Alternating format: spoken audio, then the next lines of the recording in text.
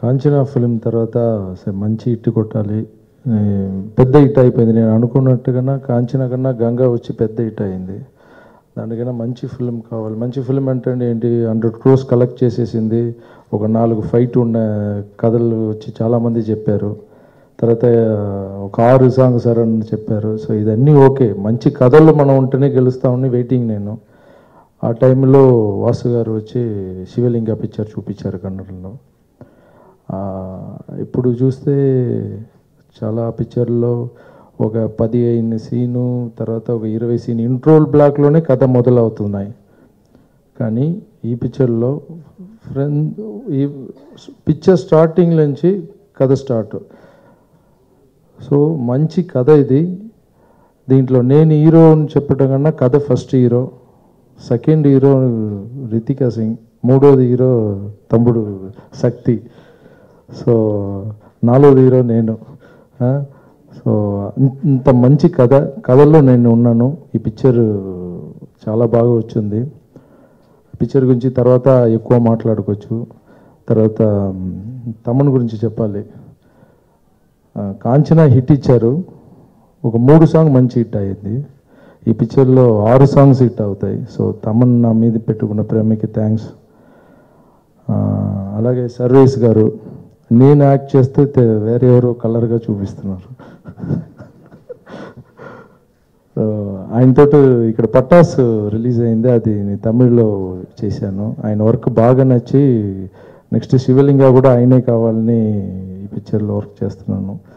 Next Abhishek picture first time Telugu ఇండస్ట్రీకి వస్తున్నారు. రమేష్ గారు ఈ పిక్చర్ బాగా హిట్ అయ్యి తెలుగులో చాలా పిక్చర్ ప్రొడ్యూస్ చేయాలని రాఘవేంద్ర స్వామి కోరుకుంటున్నాను. అలాగే రవి సారు, ఇంతవరకు ఒక్క టెన్షన్ కూడా లేదు. ప్రొడ్యూసర్ అంటే ఉంటారా పారిపోతారా అన్న భయంలో ఉన్నాను. ఇప్పుడు కొన్ని పిక్చర్ అలా జరుగుతాయి. ఇప్పుడు దాకా చాలా హ్యాపీగా ఒకే ఒక సాంగ్ ఉంది. సాంగ్ పిక్చర్ ఎలా స్టార్ట్ అయింది ఎలా ఫినిష్ అయింది మాకు తెలియదు. సో అంత బాగా చేశారు రవి గారు. రితికా సింగ్ గురించి చెప్పాలంటే,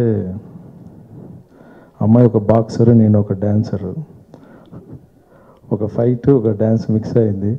కానీ ఈ పిక్చర్లో అమ్మాయి సెకండ్ హీరోయిన్ ఎందుకు చెప్పానంటే, చంద్రముఖిలో వచ్చి జ్యోతిక మేడంకి ఎంత మంచి నేమ్ వచ్చిందో ఆ నేమ్ రితికా సింగ్కి వస్తుంది. ఆ ఇంట్రోల్ బ్లాక్ నేను చూసేప్పుడు కన్నడలో ఒక అమ్మాయి చేసింది, చాలా బాగా చేసింది. దానికన్నా వాసు గారు తమిళ్లో ఈ అమ్మాయిని చాలా బాగా చేయించారు. ఆ ఇంట్రోల్ బ్లాక్ చూసేప్పుడు నేను కాంచనా తీశాను, నేను చూసేప్పుడు నేనే భయపడాను. సో అంత బాగా చేసింది అమ్మాయి. క్లైమాక్స్ కానీ అన్నీ బాగా చేసింది. ఆ అమ్మాయి బాగా రావాలి, ఇంకా బాగా పిక్చర్ చేస్తుంది. తర్వాత వెంకటేష్ బాబు పక్కన కూడా ఒక పిక్చర్ చేస్తుంది రితికా సింగ్. సో బాగా రావాలి. ఇప్పుడు వాసు గారి గురించి చెప్పాలంటే, రజనీ గారి ఫ్యాన్ మీ అందరికీ తెలుసు. చిన్నప్పటి నుంచి రజనీ గారు యాక్ట్ చేసిన ఫిల్మ్ అన్నీ ఎక్కువ స్టైల్ ఉన్న ఫిల్మ్ వచ్చి సారు ఉన్న ఫిల్మే. ఫస్ట్ మన్నన్లో స్టైల్ ఎక్కువ ఉంటుంది. సో రజనీకాంత్ డైరెక్టర్ తోటి నేను యాక్ట్ చేయటం అన్నది నాకు చాలా సంతోషంగా ఉంది. నేను ఇంట్లో వెళ్ళి చెప్పాను, నెక్స్ట్ ఎవరు డైరెక్టర్ అని మా అమ్మ అడిగితే మా అమ్మ దగ్గర చెప్పాను, చంద్రముఖి చేశారు కదా మా రజనీకాంత్ గారు డైరెక్టర్ తోటి చేస్తున్నాను అన్నాను. తర్వాత ఆయన చేసిన చిన్న తంబి కానీ వాల్టర్ వెటర్ కానీ అన్నీ ఒక మంచి స్క్రిప్ట్లో హీరో ఉంటారు. ఆ హీరోకి ఏమేమి కావాలి, ఏమేమి స్టైల్ కావాలి అన్నీ. తర్వాత నన్ను ఎలా చూసుకుంటున్నారంటే సొంత అబ్బాయిలాగా చూసుకుంటున్నారు. ఒక్కొక్క షాట్ పెట్టేప్పుడే మనకు తెలిసిపోద్ది. కథ కోసం పెట్టడం వేరు, ఈడు బాగా రావాలి, ఇంకా పైకి రావాలి, ఇంకా ఒక సాంగ్ రైటింగ్లో తెలిసిపోద్ది, ఒక షాట్లో తెలిసిపోద్ది.